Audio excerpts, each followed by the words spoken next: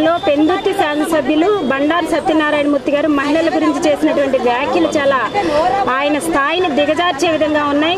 మీరు చాలా సీనియర్ వ్యక్తులని, వయసులో పెద్దవారని మాకు చాలా అభిమానం.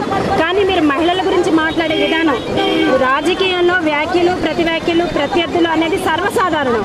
కానీ మీకు ఎక్కడ మనసుకి ఇబ్బంది కలిగినా కూడా, మీకు ఎక్కడ నామినేటెడ్ మంచి పోస్ట్ రాదనే ఫ్రస్ట్రేషన్లో, లేకపోతే మీకు ఒక మంత్రి పదవి ఇవ్వలేదన్న ఫ్రస్ట్రేషన్లో మీరు ప్రతిసారి కూడా మహిళల్ని కించపరిచే విధంగా మాట్లాడుతున్నారు.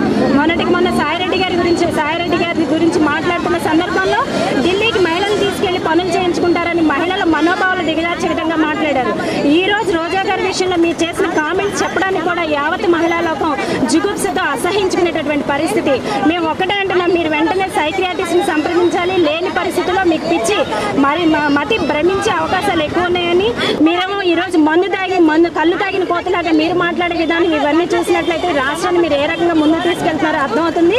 మహిళలకి వెంటనే క్షమాపణ చెప్పాలి. అలాగే రోజా గారు కూడా మీరు క్షమాపణ చెప్పాలని వైఎస్ఆర్ కాంగ్రెస్ పార్టీ తరఫున డిమాండ్ చేస్తున్నాం.